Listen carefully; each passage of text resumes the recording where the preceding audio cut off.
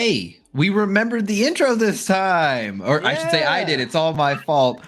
Welcome back to Thursday Nights with the Gabbing Gonks. It is an exciting time because there's new Star Wars. It has been a while since we've had new Star Wars. We've been really just scraping the bottom of the barrel, but there is something new to talk about. And luckily, I have a lot I want to say. And of course, we have the full crew here today. We got everyone. We made time. We made sure we could be here. We got Jimmy. We got Ben. Excited to be here. Guys, how is your week going so far? Is it just me? Am I the only one who's just this excited to be back with new things?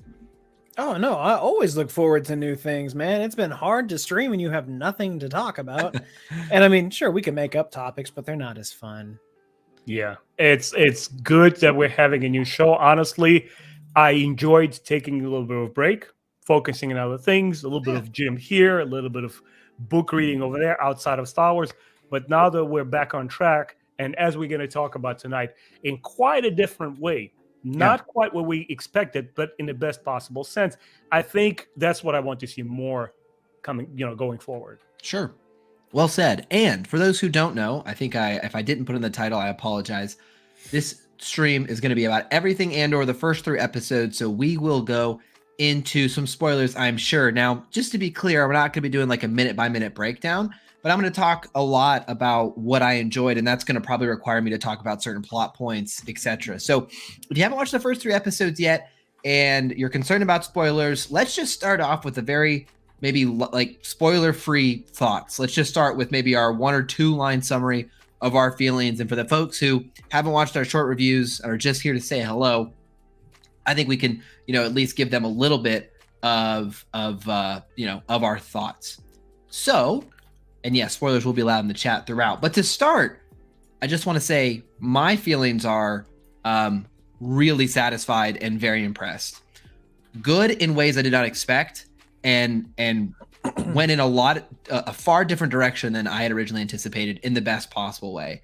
Now, I know it won't be for everyone, and we'll talk about some of the specifics there. It's a different type of show. It's not your standard Star Wars show with just different lead characters.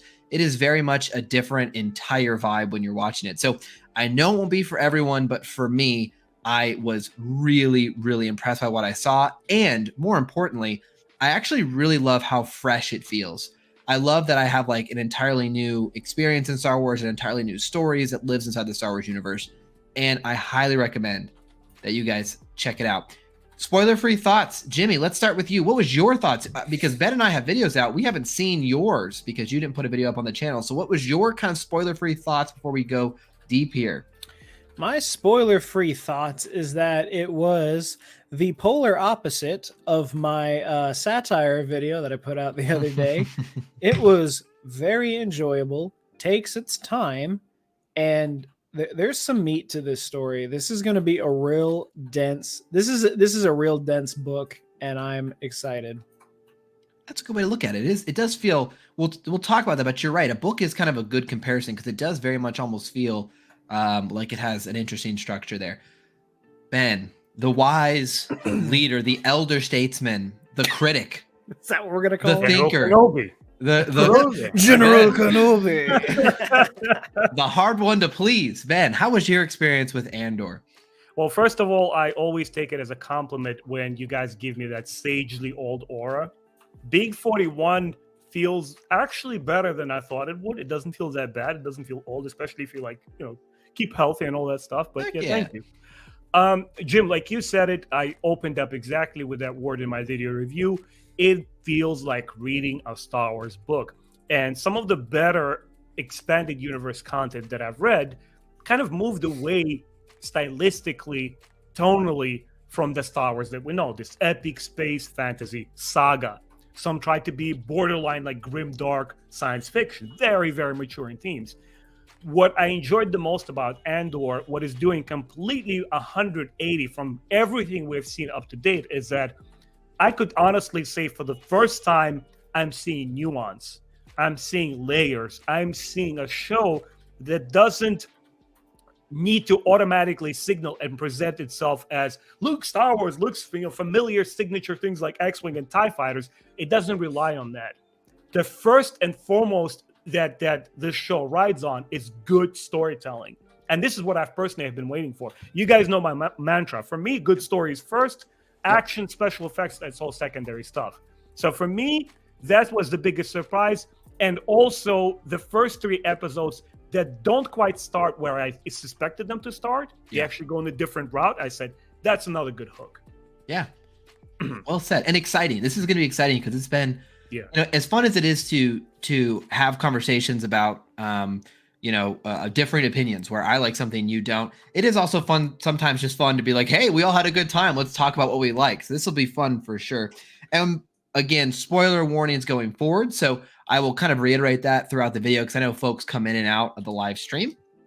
But what I'm excited about tonight is we actually have a pretty good panel here. So we have, and I'm going to oversimplify everyone. So don't take it personal. But we have Jimmy, who kind of strikes me as a fan who I think typically finds the positive in almost any Star Wars project he dives into. Even if he doesn't love a book, I think he's really good at highlighting what he does enjoy. Even if a show is not perfect, I think he's good at highlighting what he loves. I think he looks at it from a really good, optimistic perspective where it's like, hey, I'm having fun being here. And, it wasn't perfect, but I really loved A, B, and C. Then you have Ben, who, like he just said, I think comes from, and he says, a form of this a lot, which is, Star Wars is not in a special category to me. I want good stories, right? I want good stories. Just sticking a logo on it doesn't get me excited. And then you have me, who I think kind of falls a little bit in the middle. I tend to be pretty optimistic and positive about content, but I can be critical as well. I think, fairly critical about Book of Boba Fett, maybe even more than Ben was. So I'm not afraid of disagreeing or being negative on a show. And what I kind of would love to hear, and in fact, maybe in a later stream we can do this, is hear casual fan perspective on the show, because there's a lot of dialogue already about how is this show going to hit the non-Star Wars fan. And so that will be kind of fascinating to talk about as well. And so to get things kicked off, I want to just start talking about, we all liked it, right? I think I like it more than I maybe led on originally. I'm trying to contain my excitement. I don't want to See, I didn't watch your review. I didn't watch Ben's review because I wanted to hear it fresh. You guys always do the same thing with me. You're like, we didn't get to see yours. And what's yours? Yeah. So I'm like, I'm in your boat now. And to Blue Pig's point, I am a shill. People call me a shill. Here's the thing, though. I always do try to find the positives. There are plenty of negatives in Star Wars and plenty of things I don't like. Why would I waste time talking about things I don't like? And I think that's an interesting, just perspective difference, because I can definitely understand sometimes if you love something and you feel like they made a mistake that you want to vent about it. I'm kind of a venter kind of person. So I get the impulse to want to almost rage a little bit. I think I take the fact that I was a musician throughout my entire school career, elementary school through college. So I understand the hours and hours of practice and perfection you put into a project. So when it comes out, I'm like, I still appreciate this because I know what went into it. Yeah. So I'll take that as a fair as an example. Yeah, I like that. Well, in my review, if you guys haven't watched it yet, I actually was pretty glowing. I felt like I was very excited, maybe a little all over the place on camera, because I record those reviews. I literally watch them in my living room. I come turn the camera on and I just hit record. I don't really even script my thoughts because I like to treat it like I got out of the theater with my buddies and I'm just talking out front of the theater. And for me, there was a couple things that really, really impressed me about this show. And I'm going to try to keep my thoughts kind of focused, but the main theme for me of why it worked so well, why it was so exciting, is it felt so different than I expected. Everyone had talked about it being different. Oh, it's not your typical Star Wars. And I saw Eckhart Slatter trying to almost undersell a little bit. He was like, oh, it's not really as different as people are making it out to be. But from moment one, the setting, an adult, I mean, I won't use, YouTube unapproved language, but we're at a brothel really to get opened here, right? Which is red light district. Yeah, which is and I understand there's been homages to that in Star Wars, but not maybe in quite the same way. Starting even a step back, the theme for Andor is wholly different than anything we've heard for Star Wars. The music throughout, and I'm going to reference this a lot, feels vastly different than a Star Wars project. There's no kind of comforting John Williams there to remind you you're here in Star Wars. The only thing to even maybe tell you you're in Star Wars is maybe subtle things, is computer screens, maybe some weapon types. But right off the bat, you're like, oh, this doesn't just feel like my standard Star Wars show where I recognize the robes and Tatooine and everything. And then we have our hero, right in line with Rogue One, immediately make the decision to murder 2 people, one accidentally, and then one to cover his tracks, because this is high stakes. This is not playing around. This is not, oh, I'm the good guy always wins. This is, I'm fighting for my life out here, and I, have to make these difficult decisions. So right off the bat, the very beginning of the episode, I was like, okay, so this is different. This is different Star Wars. It takes place in the same galaxy, but it's showing us entire different sides, different people, different conflicts. And so that's going to be kind of my reoccurring theme throughout the night of why Andor was so good. And it started from moment one. What did you guys think about the intro to Andor? Were you surprised? Were it a brothel? Was it violent? What were your initial thoughts? Ben, let's start with you. How are you enjoying Red Light Star Wars? So, as I'm watching the show, I try to turn off my inner critic and not be analytical and just flow with it. So I first kind of absorb it emotionally, and then later on I sit down and say, did this really work for me or not, intellectually. Yeah. So it didn't bother me, the fact that it's doing something that we haven't quite seen before. What I'm invested in, okay, it's almost like a musical note or a musical piece. You start off with a melody, with an intro, and you're taking me on this emotional journey. Where is this going? So that's what I was following. And as I'm following Cassian, I'm like, So it's not quite an origin story. He's already a made man with a kind of baggage and history behind him. But as he's making his moves, he is recognizable, the man that we will see eventually in Rogue One, but also he's somebody who is kind of like finding his way in this galaxy. And immediately what put me in the show is how everything is done. Nothing in the show is written like for his dialogue. So when he has the interaction in that, red light district, the bar, whatever, asking after his sister, I'm a little bit disoriented visually because I'm like, hold on a second, what kind of place this is? We haven't quite seen Planet like this. Yeah. B, I'm confused a little bit with the accents. Some of the lines that they delivered, I'm like, hold on a second, what's that person saying? I felt as lost as Cassian is on this journey.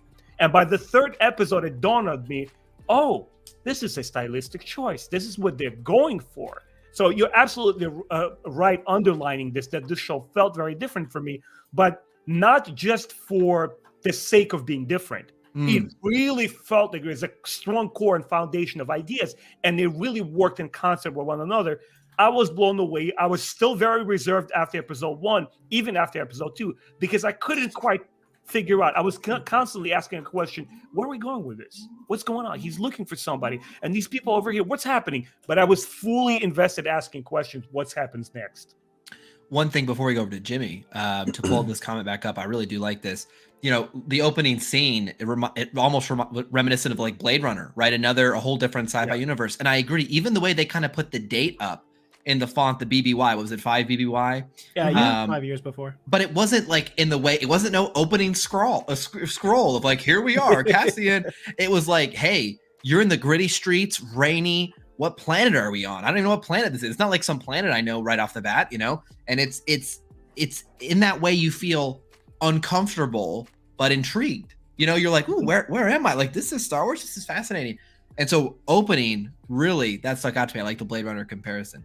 Jimmy, how about yourself? I mean, to me, the theme right to the intro, it felt totally new. Did you feel that way in episode 1? It felt totally new, and I'm going to drop a bombshell for you guys. I did not see the Blade Runner comparison because I have never seen Blade Runner. I've never seen Blade Runner. So any of them, I take it, the old one or the new one? I want to. I know there's like 3 different versions of the original, and I don't know which one to watch. I got to be honest with you. Hot take, I think Blade Runner's mildly overhyped. Like, it's kind of an iconic film, but I'm not sure. Severely overhyped. Yeah, if I was missing out on something, I'll do a reaction of it. I'll watch it for the first time. I mean, why not? I've heard a lot of people say like Denis Villeneuve's 2049 is almost just better than the original, yeah. And so you could okay, go ahead. Sorry to get a sidetracked. Go ahead. Yeah. I just wanted to point that out because like I could see what they were going with. It was very, I guess, Blade Runner, neon light, cyberpunk, steam-ish, steampunk-ish. You know, they had a lot of stuff going on that I really enjoyed because I was like, ooh, bright colors instantly have my attention. Yeah. And typically that means we're in some downtown creepy place. And we were.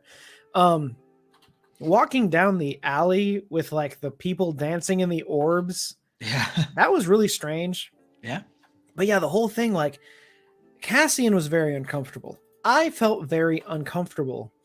Yeah. Especially like with the two guards that start causing trouble in the bar and then follow him out. The one thing I will say is that the acting is superb. Diego Luna, without even saying anything, is able to go through every emotion so quickly in the span of when he realizes what just happened when he headbutts that guy, and I'm guessing he drove his nose into his brain.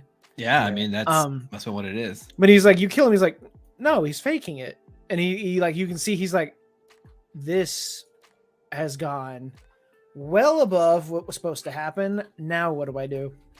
In that moment of panic, and then he's just like, no witnesses, and kills the other guy, and it was just like, oh my god. It would have been such a hero moment for him to leave the guy. And but he's not a hero. He's not a hero. And that's what I want to say. You know, I think this is such a strong opening, is realizing who Cassian is at this point. Yes. And how these next 5 years are going to change him before he makes the decision to go to Scarif. Because, you know, from this point on, people are making decisions for him. He makes the decision to go to Scarif. He's not ordered to go. He makes that decision. So seeing the character growth in these 5 years is going to be exciting. And I don't know why people are surprised by this. They're like, we're supposed to root for this guy and he just kills two people. I was like, did you not watch Rogue One? He did the same thing. Yeah, and he even we even know in Rogue One he's not supposed to be a good person. We've all done terrible things on behalf of the rebellion. You know, my perspective. It's spoon fed to you. You're picking and choosing what not to listen to, which I will say is probably going to be really hard with Andor, because after watching it, I was like, this was great. I got ready and went to work, and I watched some reactions on my lunch break, and I'm listening to the dialogue, and I was like, I need to rewatch this. I did not catch any of what he just said. I missed that the first time around. It's very dialogue heavy, very dense, and some of these lines are really tricky. Yeah, subtitles are helpful. It's really some of the cool. names are new, and some of the locations are different. I had subtitles on for that reason. But he pulls the trigger, and then the logo pops up, right? Yeah.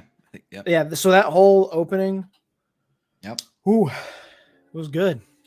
So what I want to, you called out something there, Jimmy, that I do want to kind of feed off of a little bit. In Rogue One, when he basically does the same thing, does not seem nearly as hesitant to do so.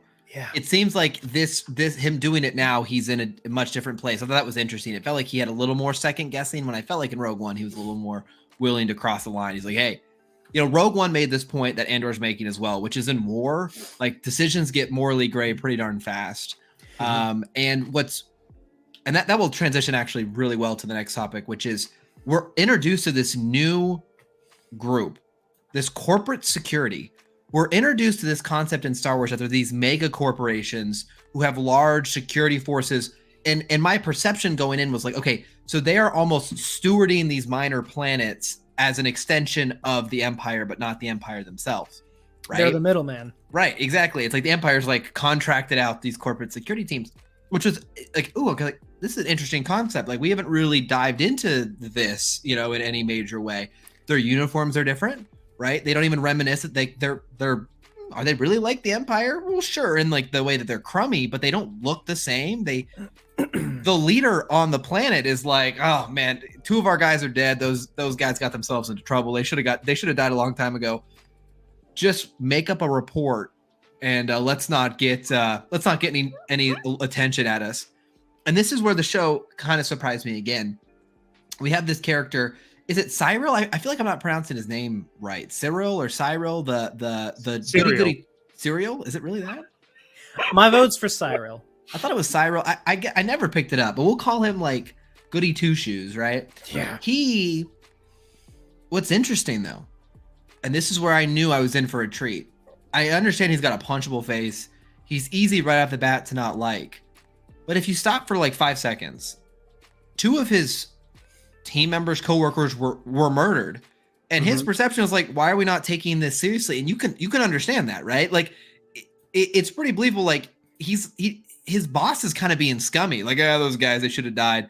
Let's move on. And he's like, well, no, I'm not going to let these guys just die. And even though he's unlikable and we can all go many different, directions and why he's wrong, etc. He's not just a mustache twirling evil man. He's like, well, no, like 2 of my team members were killed. I'm going to investigate this. Like, we're under attack. He doesn't know where they were, what they were doing, right? He doesn't know that maybe they deserved it, right? Or if they did, or it was an accident. And I liked that. It was like, yeah, this guy is clearly off base here, but can anyone really blame him in his position for wanting to pursue the killers? And that was when I was like, okay, this is going to be interesting. This is going to do things different in a very pleasant way. So what did you guys think of this? And you don't have to limit it to just this opening, but what did you think about this whole new corporate security group being pulled in? Did you like it? Did you expect it? What were your thoughts on, I've just called them corporate security. Do they have like a title? I don't even know the organization's name. They do have a title. I wrote it down in my review, but we are in a place where we're finally getting to the juicy things, juicy parts. It's almost like, again, returning to that analogy of reading a Star Wars Expanded Universe novel.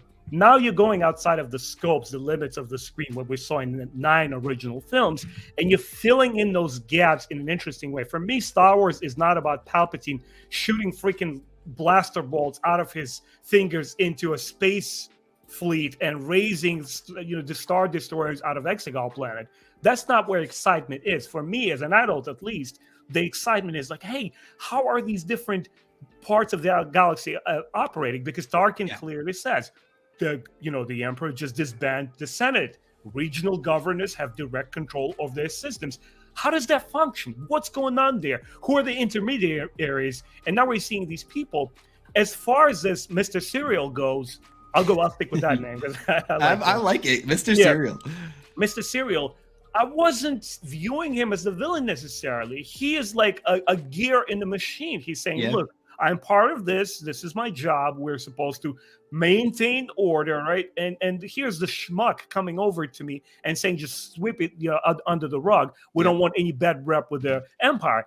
And that's not going to... He showed backbone. Even though he wasn't a good public speaker influencing his troops, he is the guy who stood up for these 2 people, because we don't know his relationship to them. Maybe they were close friends. He's like, no, not on my watch. We're going to do something. From my viewpoint, he's doing something right from his angle. Yeah. It doesn't matter if he's going to antagonize people that we're supposed to root for.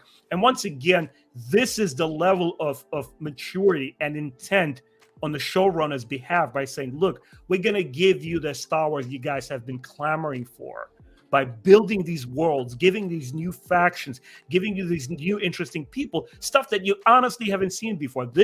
I'm repeating this like a mantra.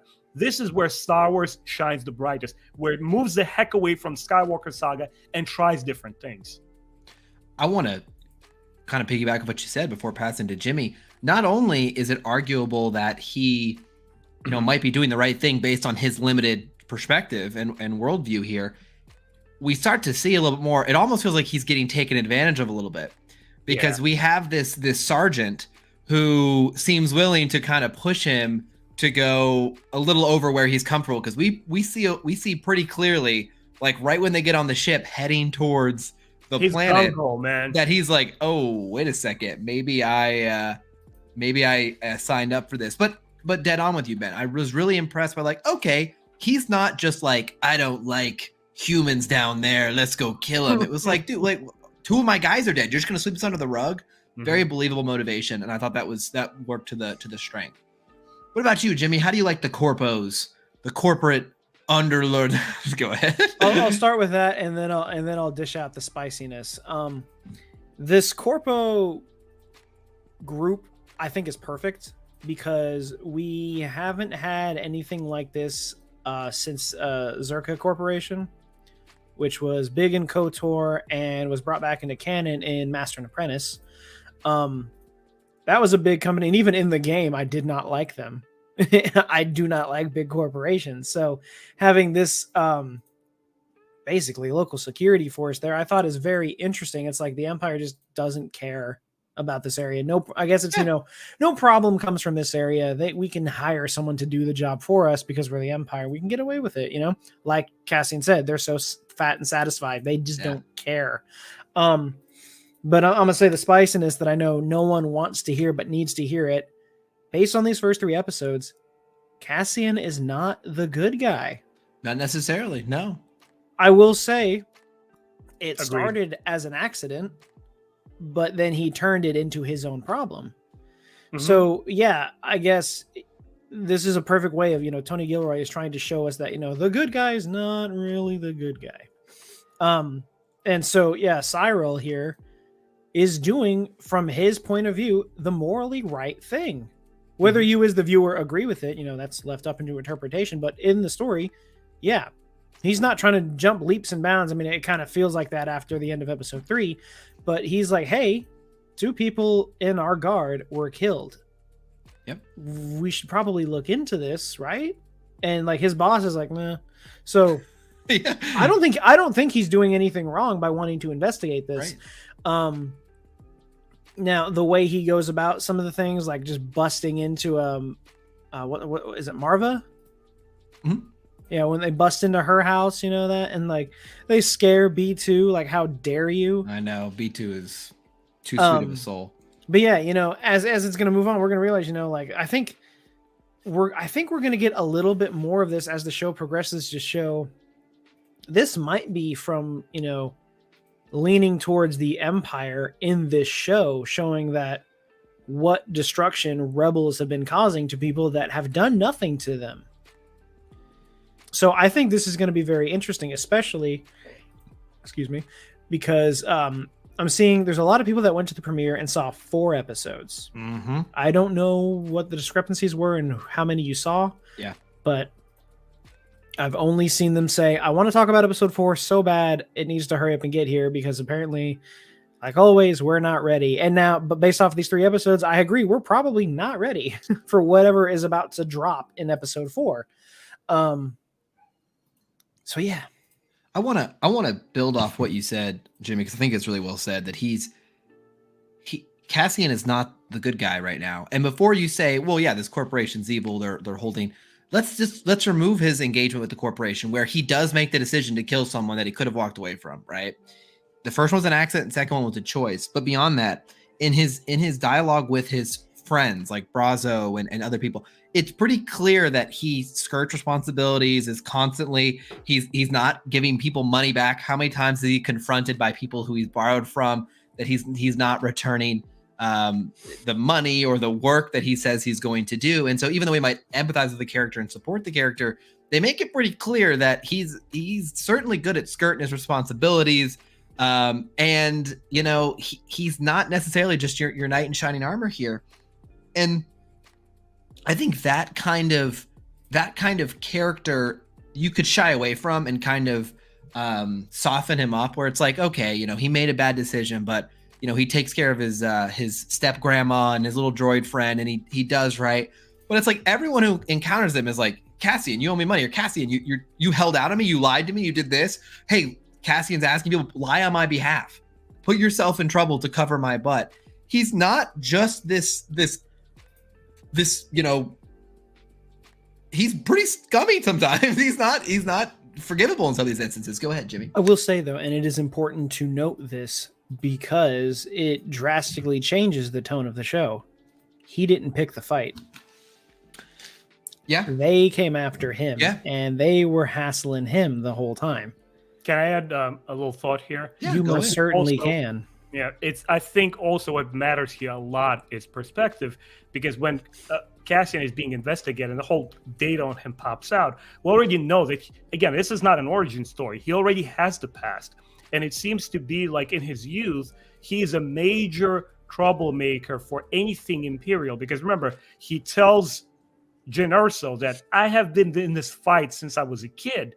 Well, obviously, he's not officially recruited by the rebels yet, but in his own way, he was trying to show opposition and fight the Empire in any possible way. And I think that's going to come back to his childhood and getting into that first facility, one of his comrades, that natives that got murdered, may be the seeds of that early rebellion that starts off kind of independently on his own, showing his own rebellion and being, being a criminal in this sort of way. It's going to build up into, all right, that he already has the right mind that he's going to fight these guys, but now we need to channel his anger, and now we're going to take this blunt instrument and turn him into a sharp weapon through Rebel's hands. And before we transition to another kind of aspect of the show, when Cassian does finally, give up his Imperial gear, he is not doing it altruistically. He's not like, hey, help fight the Empire. He wants the money. And frankly, like repeatedly, Luthen's trying to like kind of prod and test him. He's like, are you going to give me the money or not? Like, he's not immediately. And in fact, you could almost kind of assume, based on what the show shows you, he only goes along with it because it was really his only path out. It really doesn't seem like he was that interested, and I'm sure we'll see that change as we go, but certainly demonstrated through all 3 episodes. Now, Ben kind of opened the door to talk about some of the structure of the show, and I want to go 2 different ways with this. Number one, the 3-episode arc here I thought was extremely satisfying. I felt like it was almost its own little hour and 20-minute, hour and a half movie that told a full kind of comprehensive tale, alternating between the present time and some looks back at the past. Not overwhelming. I'm glad we didn't have so many flashbacks because it feels like maybe we could have gone overboard with that, but we didn't. What did you guys think about a 3-episode premiere, and B, kind of our look back, flashbacks mixed with current action? Was it how did you like the structure of the show, at least for these first 3 episodes? Ben, you want to go? Okay.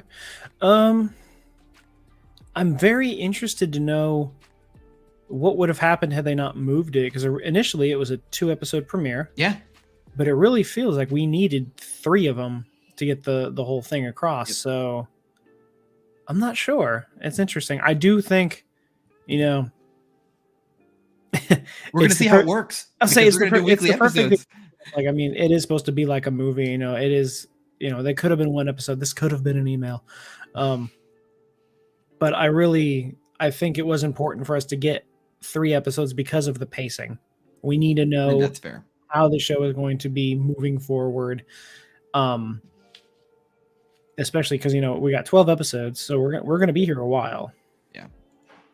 Yeah, I wasn't sold. I was still holding my reservation until I saw the 3rd episode, because in the first 2, there are a couple of minor issues that I find in terms of crafting of the show. Like a lot of the kids' behaviors and their on-screen stage presence, it's not fully completely there. Like you could tell sometimes they're emoting right, sometimes they feel, especially his little sister, didn't feel to me like either a very experienced young actress or just not directed up to the full potential. So some minor nitpicks there, and I'm fully enjoying the first episodes, but I'm still, this question is nagging, like, hey Ben, where are we going with this? Because I'm genuinely confused. What is the whole premise of this thing? He's just looking for his younger sister, and he's willing to kill for her and hide his tracks and do all of these shady jobs. Like, what the heck is going on? What's the hook?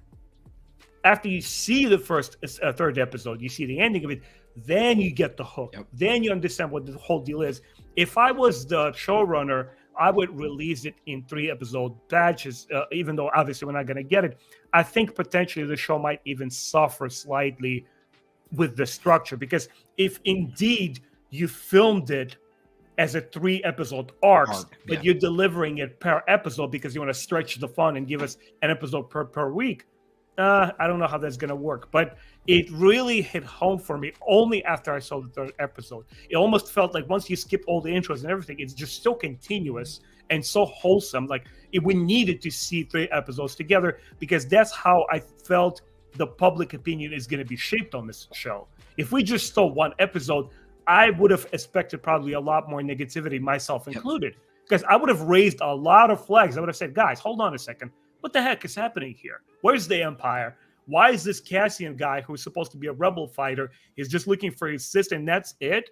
And he's hiding, ducking in the shadows? Where are the Imperials? There's so many questions there. To highlight your point, I felt the ending of episode 3 was so strong, and it felt like this kind of conclusion, even though it's not. It's really a beginning, but it felt like with the way the score was brought in and the way you kind of saw all the dominoes fall into place, it was like, ooh, that like now my pulse is rushing. What a really exciting finish there. So I agree with you. I do want to call out this comment here that I actually really agree with. So when we talk about Canary, there's this language among the children that I put on subtitles to see like, okay, did they put translations on there? So I stopped and I put subtitles on, and they didn't. They don't ever. And I think it is very effective here that all their communication is done via just body language and via just visual storytelling. No one knows what they're saying, and it's still effective in many ways. And so that was another decision here that is really subtle that I really liked. And, you know, to me, I tend to be hesitant on the flashback model, where I think flashbacks are important, but they can sometimes be a little much. It can be kind of detracting, almost like we're constantly switching perspectives so frequently. But here I feel like they had a really good balance. And I actually, when we went to Canary, specifically when we got to the fallen ship, I want to talk about the ship falling itself. So we have this kind of little makeshift village set up. We see this ship falling, right? And they all kind of rush to watch it. And what I love is they kind of look away and they flash back, and then you hear in the background the impact of it launching.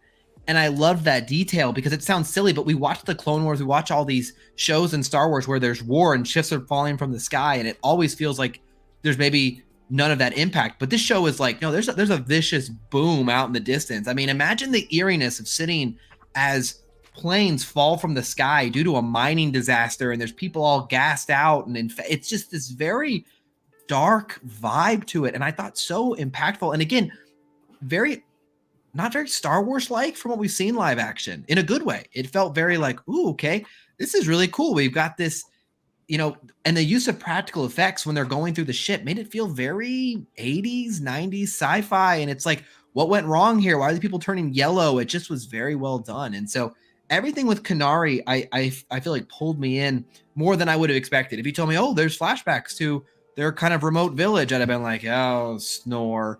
But no, I actually was quite intrigued and really enjoyed the setting and the consequences of war, the consequences of there's no Jedi here, there's no clone troopers coming to save you. You got to figure out life on your own. And I really liked that. I really enjoyed that too, because because of the no subtitles part, because that entire sequence of them like going up to the ship and going through it, I got big Apocalypto vibes. I don't know why. I mean, it really fit perfectly. It was like, that's just kind of what it felt like, you know. Just all of them just speaking in their own language and us not understanding anything, but kind of getting the social cues to see what's going on. Yeah. As far as the interior of the ship, I was blown away by how it looked. And the one thing that I guess I never stopped to think about, you know, all those panels, we've seen all that panel work before, the black with the big buttons. When he started smashing everything, I had no idea there was a glass plate in front of it. Yeah, it's kind of cool. Yeah. So it's like, huh, look at that. It's black glass. Yeah, it's very cool. You know, it's weird. When I was watching it, I was paying attention more to the perspective of the children, because we mostly see kids in the village and not adults, which obviously raises the question. And, you know, just very quickly on the format, it didn't even feel like flashbacks to me, because the volume of story taking place in the past versus the present almost feels like parallel action, where you have two separate plots moving together towards one converging point. And I just felt it's such an effective way to tell a story, because we're constantly following where Cassian Minds is in the past and in the present.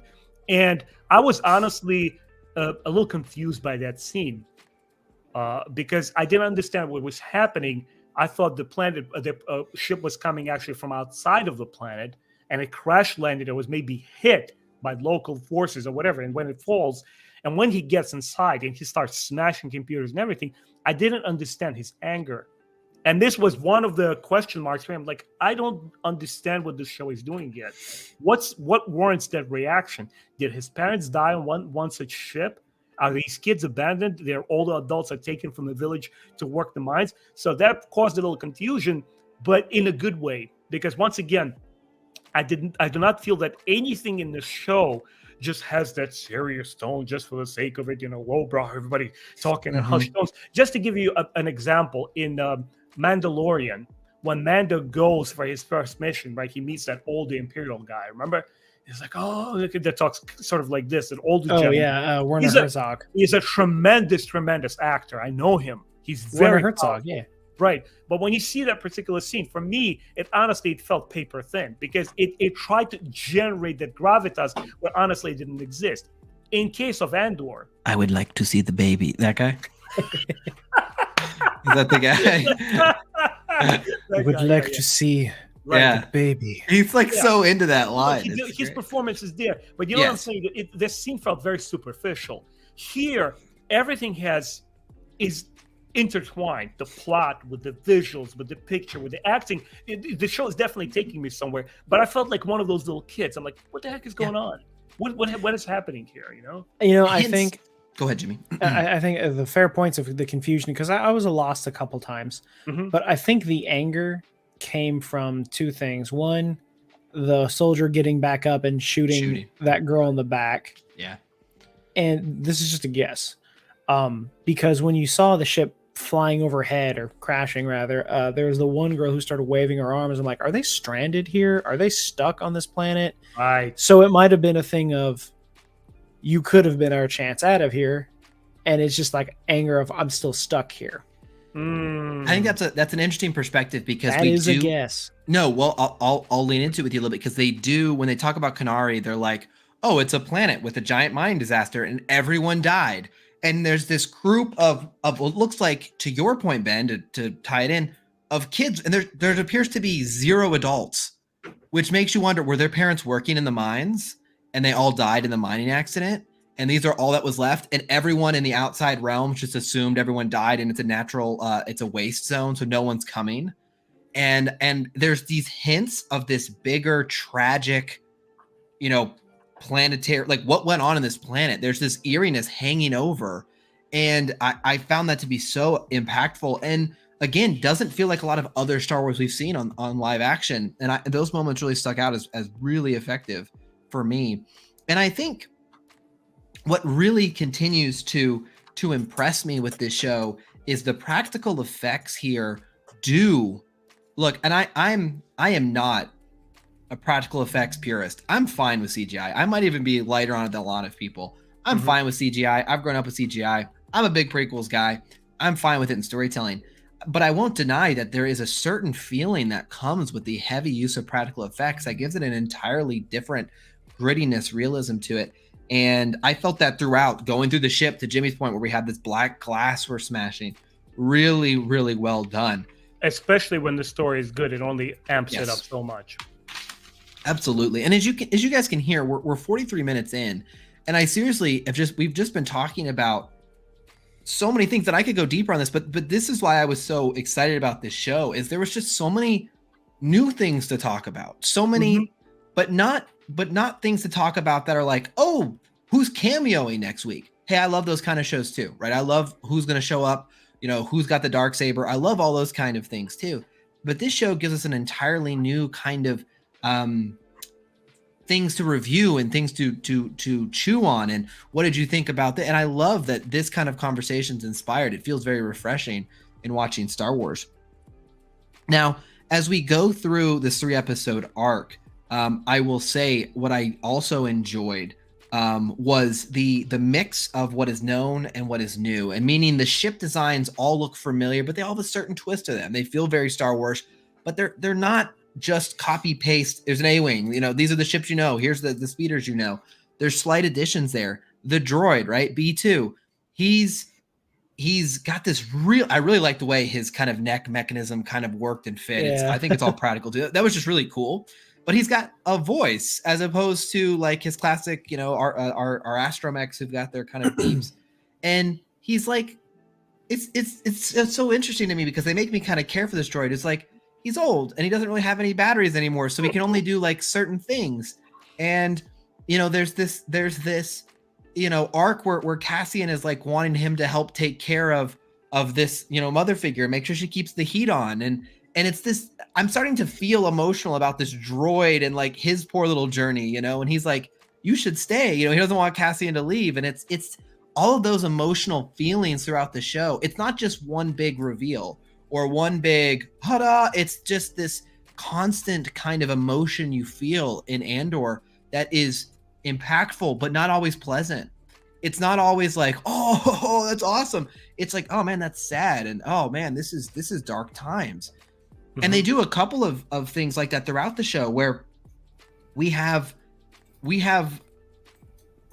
a character introduced who is like really easy to not like in Tim. But on the other hand, you kind of get where he's like, Tim is this interesting character where it's like, he seems like conflicted, jealousy takes over, he makes a decision, and then he's just killed. He doesn't get some sort of redemption arc. And you see these kind of casualties just kind of lining up. And it's just interesting to me how I felt during the show versus how I felt in Star Wars recently. Even going back to the prequels, which are my favorite Star Wars films, this is such a different feeling from Star Wars Gold. I know I went a lot of different places with that, but my general thought is there's just a different experience here, a different feeling at play. What do you guys think about that? I mean, did you have a similar experience? Did you feel that same sort of kind of tension going on? Oh, there was so much tension in this. And I mean, the two characters you listen, B2, seeing the fact that he spoke really tripped me up. Yeah, but I love it. Yeah. Blue Pig made the point that he seems like a ripoff of Dio. I can kind of see that because of the stutter, but they both stutter for completely different reasons. One is use and old age, and the other is abuse. If you haven't read Shadow of the Sith, do that. But he's just an interesting droid, and I think the way he is and the way he works with Cassian, I think that is going to play into how he reprograms K2. Oh, interesting. Yeah. I think, because he says, he tends to say whatever comes into his circuits, it's a product of the recircuiting that he did. So I'm like, I wonder if that's kind of what that's going to play into. As for Tim, yeah, he's a nuisance. He's annoying. But I think there's a big moral point to how his character lasted. And I think it's because, he really had this thing going that he thought Cassian was going to steal his, he's like, hey, don't talk to my girl, bro. That kind of guy. A little bit, yeah. And just held this grudge over someone. Like, Cassian has zero interest in her. He does not care at all. He really doesn't. He just needs her to get the information he needs so he can find his sister. That's it. But he's not going to take that for an answer. He refuses to believe that, and he holds on to this grudge and then dies. He doesn't get that redemption arc. No, he doesn't. And it's the point, I think it's a little bit of the more of like, just learn to understand and let things go. Don't hold on to it, or else you're going to end up in this situation. And what's interesting about that as well is, yeah, he's like, hey, don't be my girl. But he never confronts her, Bix. He never confronts Cassian. He almost seems to kind of like try to put a smile on, but he does this really what we would perceive as like slimy, gross thing. He takes the opportunity to get him killed. But in a way, like, and again, I wouldn't make the decision, but in a way, it's like you could kind of understand, like, hey, this guy, my girl lied to me. I catch him out there. He's sketchy. He's trying to take, his girl keeps sneaking off, Bix keeps sneaking off and doing these errands, and he feels mistrust, and he feels conflicted because he doesn't come out and be like, hey, what are you doing? Where are you going, Cassie, with my girl? He takes this very like sleazy way out, it almost feels like. And it's hard because like she can't just, even though they're dating or whatever, she can't just come out and tell him. Yeah. Because like it's so crucial that like as little as people as possible know about what's going on. Because it could cause so many problems. It also hints to the level of secrecy in the era. She's not even willing to tell the people that she cares about the most what she's doing and what the riskiness of it. Yeah, like I don't think Cassian is telling Marva anything. Guys, this is exactly what I've been waiting for since 2012. This is how I imagined Star Wars would grow up with us. Just like the Clone Wars show grew up with its fans. And by season 7, it's almost unrecognizable. It is so dark and heavy. Yep. And you spend this whole journey, literally almost a decade. You were a teenager when you started watching, and you're a full adult by the time it's over. And same is happening here. Nothing is done here for the sake of trying things. It's a very focused show. It has a very focused idea what it wants to do. What's really interesting, what I found, the whole interaction between Cassian in present versus Cassian in the past is, correct me if I'm wrong, I'm totally deducing this. We don't know if other kids survived, right? Because he's picked off by his adopted mother, and she takes him to this planet. The way that he interacts with Biggs, the girl, the rest of them, all these like dark and complexion skinned people, they are the kids from that planet. Remind me, what's their race called? Canary. Canary. I'm like, these Canary kids, they're growing just that common look that they all share. And even when he talks to her, like, he holds her hand, like there's that physicality that they share together, that they know each other, like on a biological level, like, hey, we were shoulder to shoulder, facing this adversity as kids, and now we're here on this planet. And when this whole thing with Rattling started, and they started intimidating the security force, it's like, I felt like almost like a spiritual awakening. It's almost like I draw a parallel with like Brazilian Amazonia and the native tribes there, when the Westerners came and they tried to build the dams there and uproot the whole ecosystem along the Amazon River, and the locals are saying basically, we will have no more of this.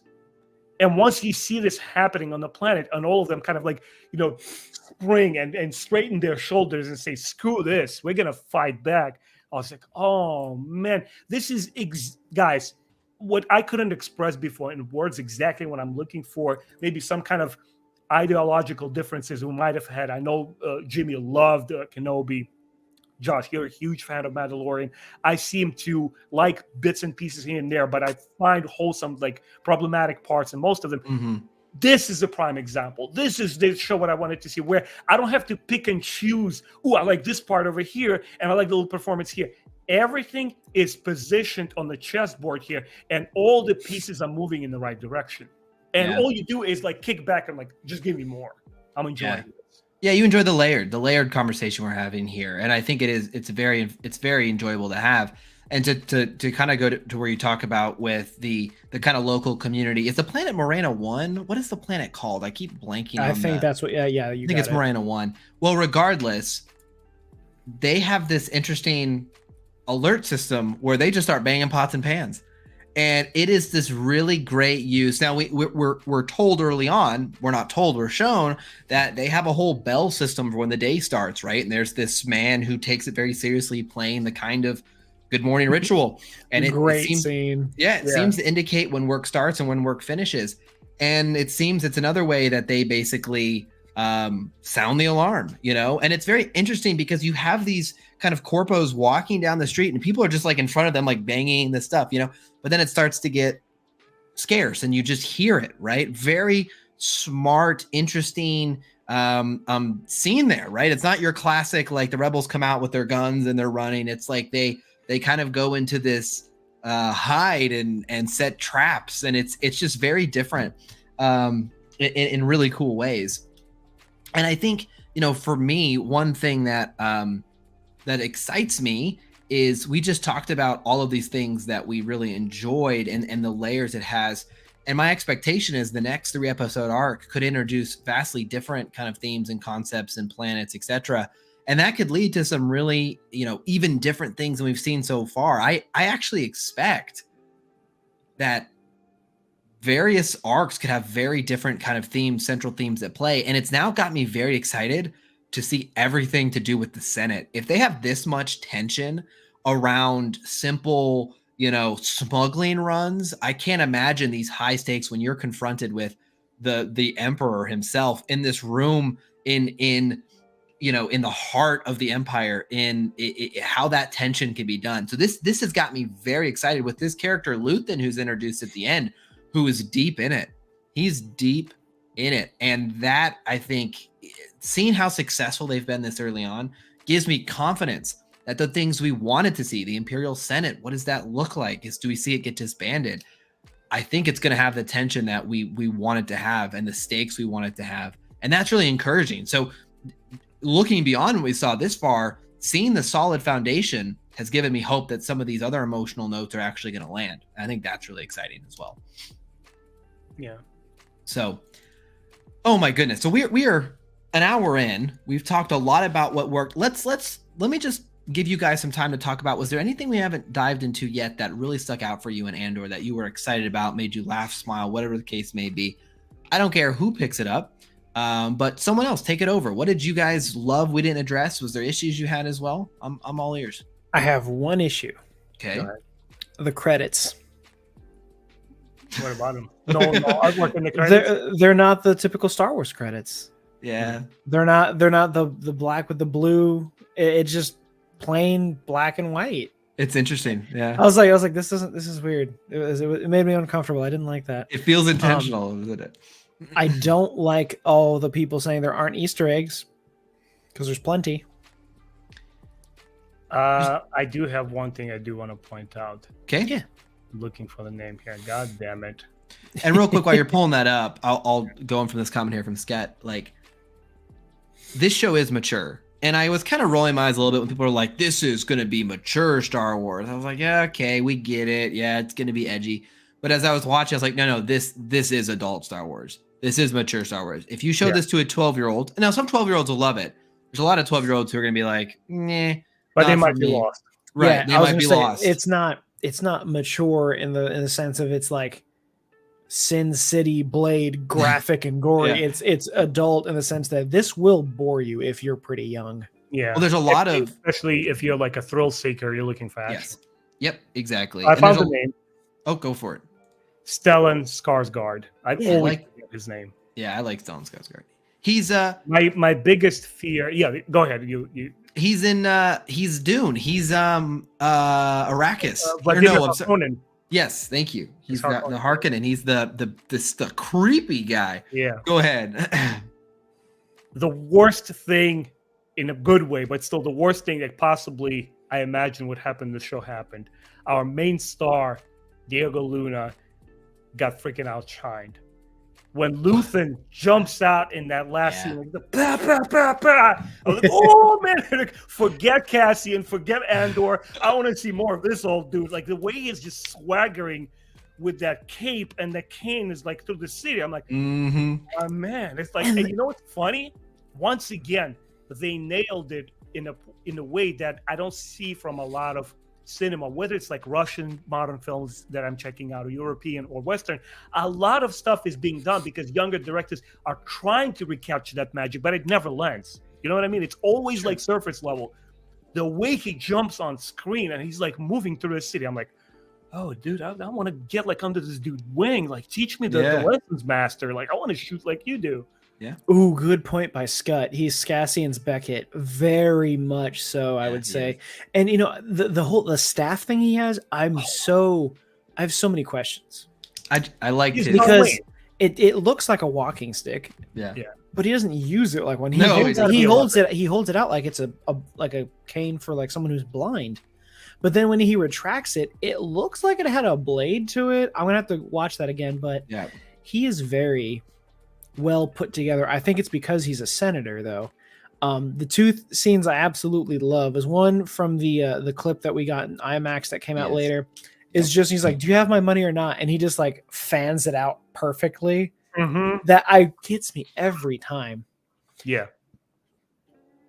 Sorry. The one that got me the most, like I felt it on a personal level, is when he's sitting on the transport and that guy just keeps talking to him. Yeah. He just wouldn't. It's a classic like Westerner theme, right? Yeah, he moves over, sits next to him, and just keeps talking. And he's just like, "Can I help you?" Because that's me. Since I moved and I transferred to this new store, I'll be sitting in the break room minding my own business, and new people will be like, "Oh, so you're new here? Yeah, tell me about your." I'm like, I have headphones in, dude. Jimmy is Luthen. I am. But just to get back a little bit to the character on a serious note, besides all the cool factor, is that again, when you know what you're doing. When you know what the story is, you're able to tell so much with so little. But again, it's one quality about Star Wars that I always enjoyed as a fan in the 80s.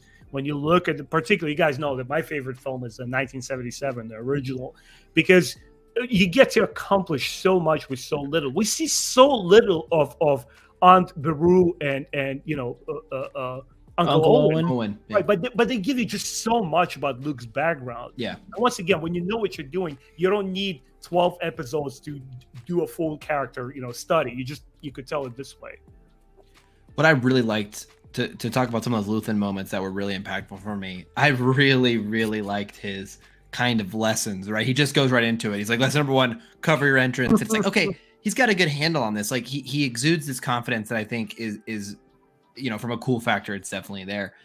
But I also really, a scene that really surprised me that I didn't expect was going to work, because we'd seen it in clips, was when Cassian starts his, Luthen's like, I'll pay another $1,000 to, are we talking about spoilers for episode 3? Yes. So episode 3 spoilers are here. Yeah, so we're sorry. talking about all of them. We have not seen episode 4, only episode 3. I want to. I will say, so far we pretty much only covered the clip that came out early. Yes, so. I in this scene I am actually just talking about the clip that's come out. It's when he's talking about Luthen's like, hey, how did you get? Like, I'll pay you $1,000 for you to tell me how. 1,000 done. Yeah, it's like done. And I actually really like Cassian's whole delivery, Diego Luna's whole delivery in that scene. He's like, went in, they're so arrogant and fat. And I just thought that scene was so good in the episode. It was better than when you just watched it in isolation, I didn't get quite the same build up and the same kind of emotional hit in that scene.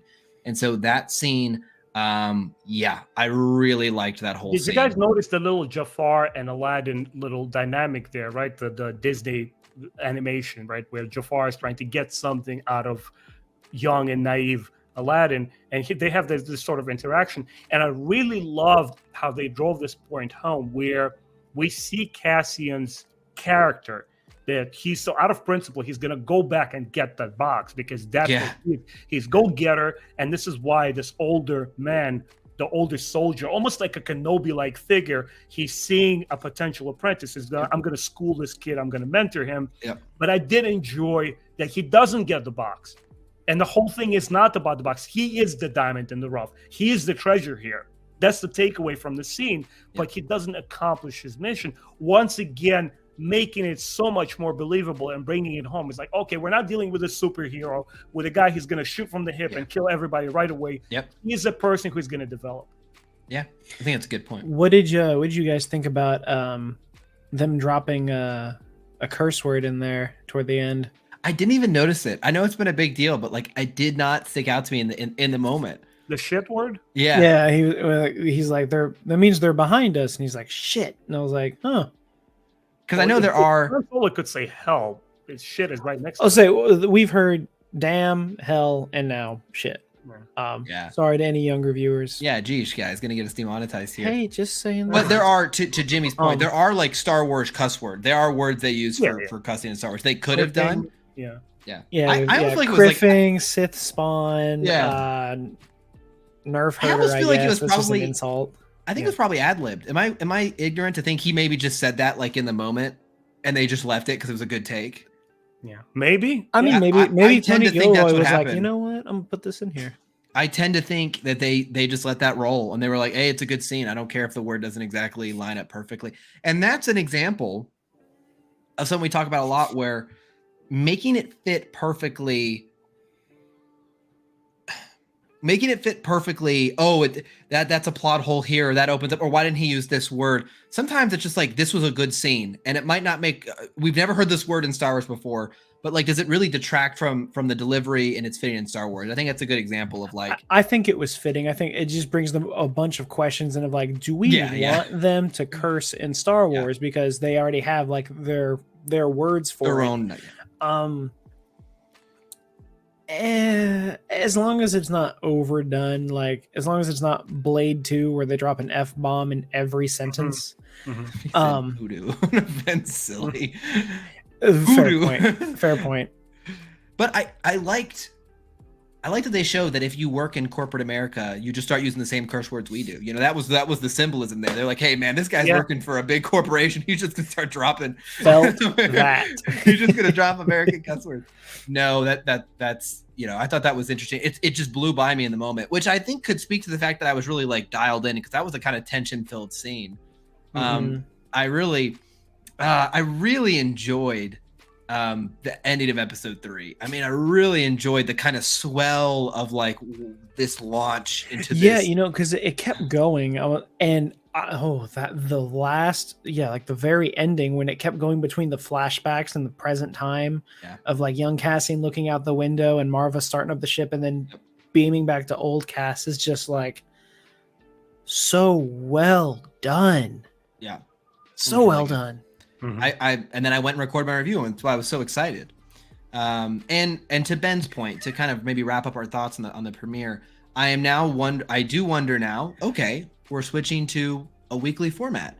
We just saw a 3-episode cluster work. Well, let's do the same. That remains to be seen. These episodes could be vastly different stylistically, and it might work just as fine. Mm-hmm. But it will be interesting to see the perception of the show. You know, one thing we heard a lot about today from big YouTubers was, this is not getting as much love in the algorithm as some of my other content does. And I put this on Twitter, and I talked to Ben about this as well. I don't think Andor is really made for YouTube views in the traditional sense. This kind of content where we're having an hour conversation about it, yeah, I think Andor is going to fit there. But Andor doesn't have like crazy theories. We know what happens to the character. Yeah, there's some fun Easter eggs, and Jimmy made some videos about some of those, but nothing so crazy that you feel.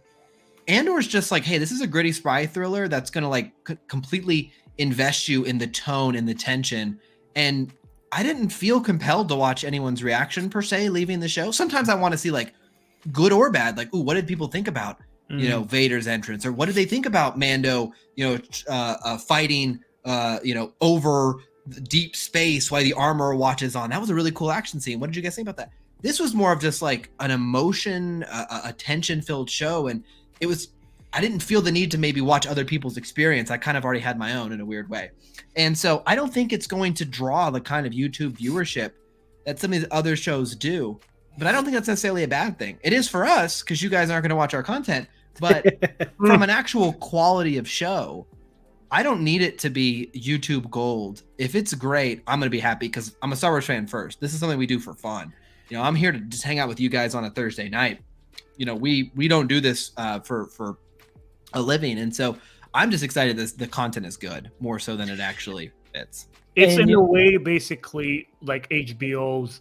Is it on HBO? The Westworld. It's a quieter show, but I think Jim, Josh and I were talking about it before you came on. Oh, okay. That I feel that if Disney Plus recognizes that it can have different demographics, that it builds the shows too, instead of trying to capture as much as demographic as possible with every show, they're going to build a much more impressive library of content where you could go to Saturday morning style cartoons, something like Vision's non-canonical stuff, something really, really dark and mature that doesn't give you happy, feelings or cool moments with Darth Vader's lightsaber, but something like this. And I think that's exactly right, because, you've got Disney Plus, which now, they finally put Deadpool 2 and Logan on there. Those are rated R films for a different demographic. You have every season of The Simpsons on there, which can get pretty raunchy, Yeah. So, I mean, why not, as long as it's done within reason, I don't want what's happening with Winnie the Pooh right now, as it went into public domain and now there's a horror movie coming out. Okay. That does not need to happen. Mm-hmm. Agreed. Yeah. It just, it just looks like a stupid movie. It really does. I agree. Yeah, I agree with that. I'd say. And I mean, it's gonna be weird. So I think, branching out to other audiences is fine. It's just hard when there's so many people that love Star Wars at all ages and want to see it all. So I think it can be done, and I think Andor is proving that it can be done. Like, kids can watch this; they'll probably just get bored. And I think that's a safe spot to be. We don't need the R-rated Star Wars film. We don't. Can I make a little point on the prequels? And guys, please, again, not to make things sour here, but go nuts. I felt when George. I felt that a lot of his personal pain and defending the prequels fiercely came from very aggressive and toxic fans who just didn't enjoy his films. But I never for a minute believed when he said, it's just movies for kids. A lot of us read it for what the comment was. He was just basically trying to brush people off who are just getting on his case and annoy him for no reason. Yeah. Right? I tend to agree. That was part of it. Yeah. Yeah. I always felt that Star Wars was meant to be a younger crowd, like a teenagers who are kind of building themselves to be young adults and being responsible in life, right? The whole hero journey tropes with Anakin and respectively Luke Skywalker, but never for kids. Like, come on, you don't tell 6 or 8-year-olds about, embargoes and corporations and Agreed, and childbirth, death. Like, come on, dude, are you serious? Yeah. So in that sense, I do believe that we could have something like Andor sitting right next to something like crowd pleasing, like Book of Boba Fett, whatever show you might pick. Yeah. And they can coexist and still be called Star Wars. Well, Ben said it before stream really well, which was Disney, and I think fairly so. Disney, when they make something, they cast a very wide net. They want to hit as many people as they can.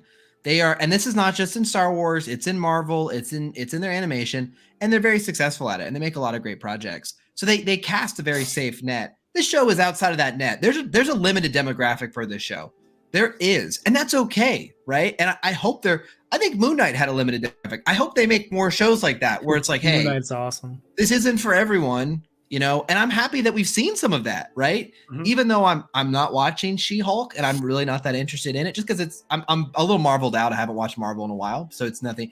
But like that show seems aimed at a totally different audience than me, and that's okay too. Like that's fine. Let's do that. I'm glad they seem comfortable. Like, hey, She-Hulk hit this whole demographic, and Andor hits this whole demographic, and oh, by the way, we have Visions, which is anime Star Wars, that hits this demographic.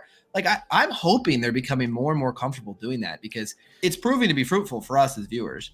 And I think a lot of that spans from back to Ben's point, saying Star Wars is for kids. I do believe that's what he meant. But you have to take into consideration my favorite word, subjective. Kids is subjective to anyone. He meant 20 and under. As it like the range in which you would call someone a kid. Yes. Example, I had someone at work call me a kid the other day. He's like, you kids and your cell phones. Right, I'm like, I'm 26, dude. Yeah. At what point do I stop being a kid? If you're 80, 20 is pretty darn young. I mean, that's and if that's the case, to quote one of the best doctors of all time, Tom Baker, what's the point in being grown up if you can't be childish every once in a while? That's it. Jim, just out of curiosity, I'm just genuinely. Yeah. Where would you put then demographically, like prequels? Like what age group would I say it was pointed at? Yeah. Like in terms of content. If I had to take a shot at it, I would say between maybe 7 to 14. I was going to say fairly. I was initially thinking 12, but I was like maybe a little farther you could go, because like, but there's it's pretty dark, right? But yeah, it is. Even that's a good point too, because like I grew up watching The Lion King. I got burnt out on that. I saw Star Wars for the first time when I was 4. So first time watching Revenge of the Sith. That was the first piece of media to ever make me cry. And I think that's when I realized how this stuff affects me at a specific age. So obviously even then me saying, I think it's, from 7 to 14, there's still discrepancies because I watched it at 4. So, it's totally up to, it is the beauty's in the eyes of the beholder. I told you, Ben, in our podcast about the prequels that Revenge of the Sith was the first movie I saw where the bad guys won in theater. And I was probably 10, 11, 12 when Revenge of the Sith came out. And it was my favorite movie. So it's arguable Jimmy and I were probably the exact age. Now, let's be fair here. As the biggest prequel lover here in the world, no, I'm just kidding, but I love the prequels. Yeah, I did not understand the Phantom Menace till years later. Like I did not get it at all. I got like, dude, that was a cool big fish with arms, and that was my takeaway. I didn't start until the Clone Wars, and they were like Sifo Dyas. It took me the longest. It took me like several rewatch, like older, like they talked about the Sifo Dyas guy. I was like, what the heck is who the heck is that? And that's the thing, first time I ever watched it, we got through the crawl, the Republic ship came overhead.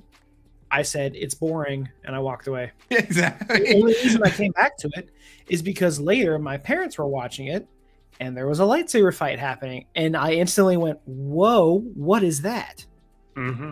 And my mom was like, "You said it was boring," and I was like, "I'm watching this." So I was gonna say it's very age determined on whether or not, because even by then up to that point, I had strictly watched cartoons as what I called. I think I'll call it real life TV as a kid. Didn't interest me because there wasn't the cartoon action that I was used to, because like I grew up with like Ed, Ed and Eddie. Oh my gosh, yeah. Hey, Yeah, that I show's always perfect. found if I were to take honestly all three trilogies and like kind of like bundle them together with slight variation, I always went anywhere from 13 to 17. Yeah, If you were to bundle all of them, Like I a would teenager. agree with that. I think that's fair. Yeah. Yeah, because let me put it this way.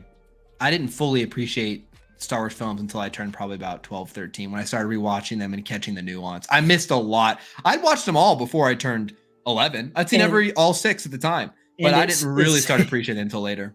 And it says a lot about how each generation takes to their Star Wars at the time, because I was listening to Alden Diaz's interview with Ryan Johnson, and at point he said there was a time where I was playing Battlefront 2, and my 9-year-old cousin walked in and he saw me playing, and I was playing as Luke from Return of the Jedi. And his cousin looked, he said, "Who's that?" He said, "Oh, that's Luke." And he said, "That's not Luke. Luke's an old man." And he said, "You know what? You're so right. I'm so sorry." So I was like, it's interesting now. Like we're at a point now where kids are like, "That's not Luke." I'm like, that's just how it works. And it's just how it works. It's fascinating. I think So to wrap that all up, having different audience levels of storytelling is okay, as long as you just don't go overboard with it. Yeah. I think, we could go on and on about how fascinating it is to watch your views on something change. But one kind of funny thing here that I really mean this. If you want to know why there's so many people who love Boba Fett out there, me one of them, the backpack I take into the office every day. Actually, I have it. Let's see. Yeah, I want to see this backpack. We have Boba Fett with Slave One cool. all throughout it. Nice. And I'll have coworkers ask me all the time, what's that on the backpack? And It's Boba Fett. It's Boba Fett. And here's the thing. You want to know why so many? It's because when I was watching those darn movies at 8, I didn't know what was going on. I was like the guy who looked cool. And that goes a long way. And then, that's a real thing. That's why Vader's so good. He just looks really cool. And when I was young, it was all about R2. I had all R2 stuff. This is the Lego behind me. So without going deep there, it's certainly fun. I do want to show us one thing though as we're wrapping up that I think will get everyone here excited. I'm ready. I'm going to take us off topic here And look at an upcoming cover for a High Republic comic. I know what you're looking Coming at. Look soon. at this. How cool is this comic cover here? The Blade. And I love the way we have like the saber behind the back, the side head tilt. Can we zoom in here a little bit? Look at that. How cool does that look? We got like a whole crew of, it looks like ne'er-do-wells.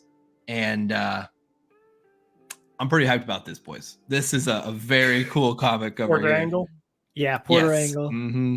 I can't get the smile off my face because his design is so slick. This is a really cool cover. Like the lightsaber, like here's the thing, in Shadow of the Sith, they talked about the scimitar blade lightsaber. This would be a perfect time to have that because it looks like a cutlass.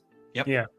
And I think that would be so cool. And I just love that, because they're like, we're going to focus on Porter Angle. I was like, I thought he was fine in Light of the Jedi. Yeah. Toward the end, he did get like real intense. I was like, oh, this guy means business. But, I didn't expect us to see what the Blade of Bordata meant. And my roommate at the time, huge, he loved Porter. He's like, I love this just retired Jedi just making soup. That's fantastic. Yeah. And now we get to see like him in his prime. And like this dude is just so regal in his stance, the way he carries himself, the way he dresses. This is the Count Dooku of the era. Yeah, The High Republic did something I never imagined I would experience in Star Wars. It kind of like rewinded the tape for me and brought me back to when I was a kid, when I thought we only would ever see 3 Star Wars movies and no more. Yeah. You have to put your like little shoes on, like create a little makeshift costume, grab a stick, and imagine you were a Jedi. What were those guys like in the past? When Obi-Wan Kenobi's talking about them, this is exactly how I picture them to be. These noble guys, just commanding with authority and telling people, "Hey guys, break it apart. Let's be all peaceful here." Give me that Black Series saber, please and thank you. Oh man, yes. I also love he's wearing gloves, and I really like. He's wearing the gloves. It's like what I do like. There is obvious Old West themes here, right? We even have cowboy hats going on over here. We got the OG Cad Bane over here. It looks like, but the limited view we can see here, and I'll zoom in a little closer, that we can see of his face. I mean, it's like hyper serious. It's like, I'm about to mess every one of these people up. You know what I mean? It's like, oh, you do not know, you have not heard. Yeah, this is just a great cover. As I say it a lot, I don't care who gets mad at me. Comics are a lesser form of canon in the best possible way, because you could have the most fun. You could just go wild and just look awesome. And it's a good thing. It's a good thing that you can be wild in comics. You could have Luke Skywalker encounter Darth Vader 25 times before Empire Strikes Back and be okay with it. That's right. I think it's a great thing. Be free. Be free to tell the stories. You can. I like to pretend that, like, you know, one thing some fans will do is they'll talk about how maybe certain books or comics are just like the legends in the Star Wars universe themselves. They're almost like how they would be told, like, oh, they fought this many people while riding a Rancor, right? That's kind of a fun way to almost look at it. It's almost their way of doing it. But that was the last little treat I saw before stream I wanted to share with everyone. That was very cool. Nice. Well, guys, I gotta say, we've had a lot of people in and out of chat today. We appreciate everyone stopping by. It's exciting to be back and have just entirely just different vibes, different things to talk about. Again, Jimmy and I were big fans of Kenobi, Ben less so, but I love that we have a whole new focus point, a whole new characters coming in, new planets that I've never even experienced before, new cultures, new corporations, new everything. And I think it's been very, very exciting to get us kicked off here with another little niche in the Star Wars galaxy. And there's a lot of shows right now. We got Rings of Power, new episode comes out tonight. House of the Dragon, if you're into that, right? There's a lot going on right now, and it's exciting to me that this show, Andor, feels far different than anything else I'm watching right now. And that, I think, deserves, I see clear vision, I see time taken for these practical effects, I see a really great score, and I've seen some really good performances early on, and some very good subtle performances as well. So I want to applaud the creative team on these first 3 episodes. Really good job, exciting stuff, and it's been a great conversation. This is why we love Star Wars, right? These kind of conversations, these kind of nights like this. So really appreciate everyone being here to enjoy it with us. I've got one last question. Yeah, go for it. To send off the stream, because someone mentioned in the chat, and I've seen it online. There's rumors of a comic book character showing up in Andor. Now there are rumors that this character is going to show up in episode 4, and that might be why everyone's like, I can't wait for you to see. Everyone, who do we think it's going to be? Let's give an answer. We can call it there, and then we can discuss when that happens. Okay, just one word. Is that what we say? No, you can give like an. Oh, I didn't know if I need to say it. I think it's gonna be. I'm gonna go with. I don't actually know where we are in the timeline though, so I'm going to say Dr. Aphra. That's exactly what I was gonna say. That's my guess. Yeah, I was gonna say Dr. Aphra as well, because Luthen collects artifacts, it seems, and Dr. Aphra is kind of like a scrappy character. Yeah, good point. That was the tie-in I saw. Good point. That was my kind of. I see Dr. Aphra. I see Ochi in the chat. Oh, that'd be kind of fun, actually. Thrawn, you wish. Thrawn would be actually really cool. Young, right? Because this is a couple of years before the battle. She'd be pretty young. Yeah. And Ben is going exactly where I was going. The reason I was hesitant to say it is I'm sure she'd be very young at this point. So maybe it's like a little cameo, like, you know, a little like, I don't know, someone in her family selling something and she's there. I'm going to go a different route. Go it. Yeah. I'm not going to speculate with who it could possibly be. I want to speculate on who I want to see. This show calls for Ian McDiarmid to portray Palpatine when he used to be just the Emperor for me, when he used to be a gazillion years old, just that old guy from the Return of the Jedi, just walking around with his little cane and just spewing acid everywhere he walks and talks. Yeah. He's pure venom. He's just like, get away from my face. You are my disciple. I control you. The Senate is disbanded. That kind of like crazy shit happening. And like people just avoiding him, and Mon Mothma just standing him in the same room, like, please, I want to get away. I want to be in a different room from this guy. Thank you. Yes, that's what I want. He needs to channel, because he was so freaking good in the Rise of the Skywalker, and unfortunately, the story didn't live up to his performance. But he was good. Please bring him back. And I don't think that's a bad guess at all, especially since we're going to see the Senate. So it is a question of who's going to be there in the center. I just want him and Mon Mothma to see the dynamic in one room. That would be disgusting. That would be awesome. I love that. Just her I being love like, that. yes, Emperor. And And he'll give he's that, just like, that stupid smirks, like, "Mhm. Yeah. Remember the Republic? oh, yes. And Have you ever heard? No, see, you ever heard the tragedy of the Exactly. old Republic? Darth. All right, so that is my prediction. I think. Tragedy of Mace Windu. Yeah. Yes, that'd be good. Of Anakin. Mara Jade. Okay. March. That'd be funny. It seems in your okay. So, Ochi's ship was shown in this. So Twas Ochi is not a indeed. terrible guess. I Not made a terrible video guess. on it. Yes, Jimmy did. Nice. Not a terrible guess at all. You know, I hope whatever it is, I hope it's just a good cameo. Honestly, I hope it's not. I hope it's done well. And sometimes, the best cameos are the ones that are kind of subtle and you might miss. And it's I, almost and I will say, because they said like there's no fan service, there's no cameos in this, so I'm imagining this character showing up has a reason. yes. Mm-hmm. So Yeah. Do You're it right, 'cause this show- the way they did him in Rogue One, that it participates in the story, then I'll be happy. mhm. And I would say, to your point, like Andor, Rogue One, I thought did its fan servicey things very well. I'm not talking about Vader in the hallway. That thing is just You amazing. just I get watched it. yourself there.